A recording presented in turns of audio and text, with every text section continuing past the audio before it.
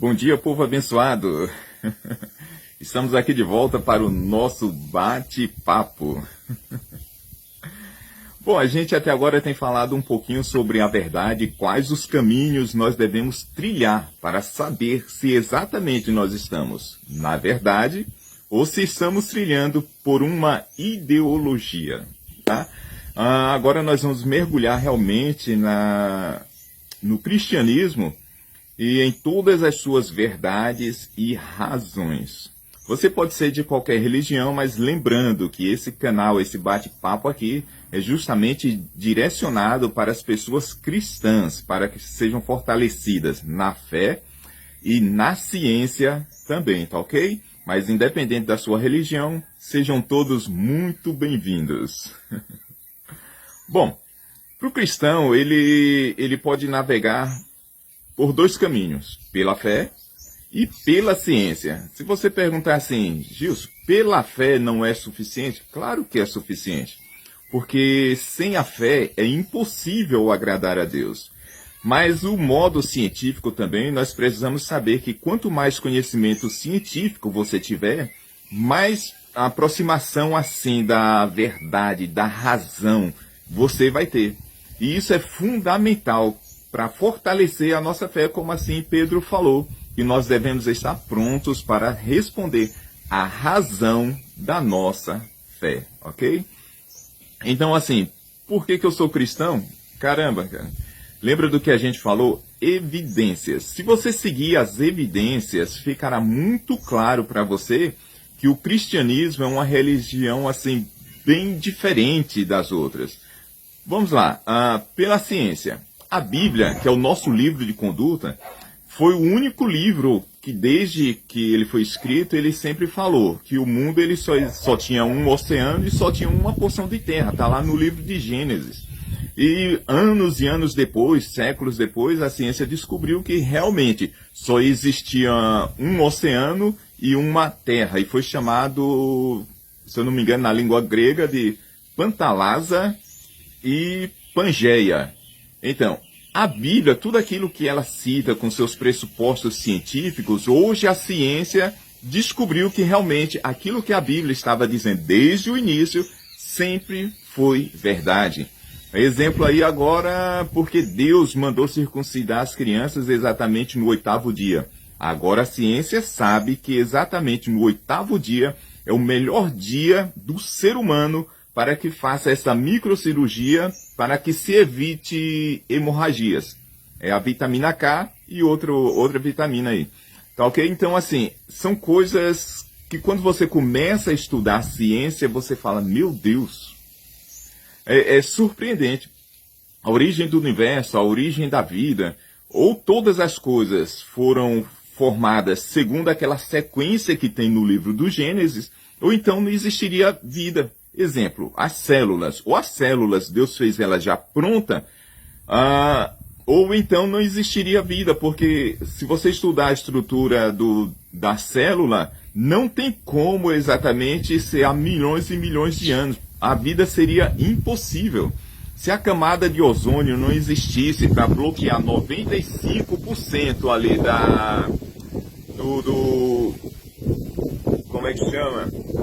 UVB, né? UVA é maravilhoso pra gente. UVB, se passar 5%, maravilhoso. Mas se passar 5,0001%, ou seja, teríamos pessoas cegas, queimadura de pele, seria uma coisa horrível. Ou essa estrutura foi feita totalmente de uma vez para já a antevidência, né? Já para programando, já para saber que esse dano poderia ser causado, e sabendo Deus disso aí, ele já montou todo o esquema de uma só vez. Porque se fosse milhões e milhões de anos, seria impossível realmente a gente estar com essa beleza toda aqui.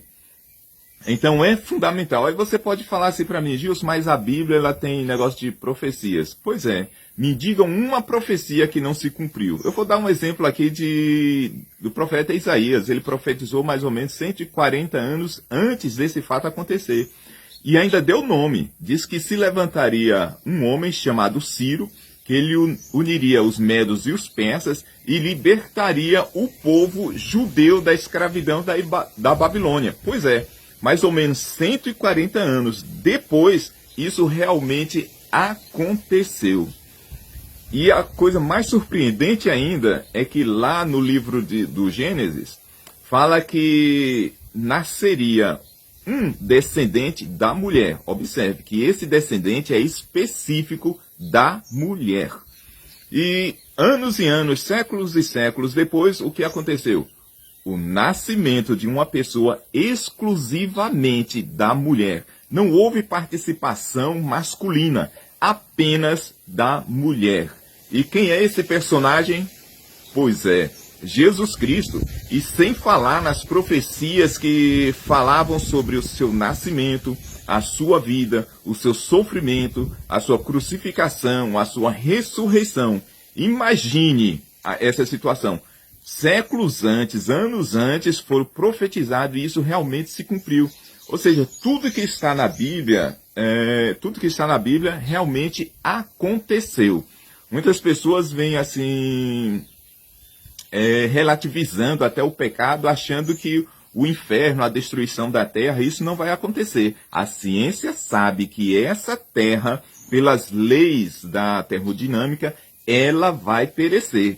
Então, assim, tudo que a Bíblia fala, a ciência realmente está batendo palma para a Bíblia.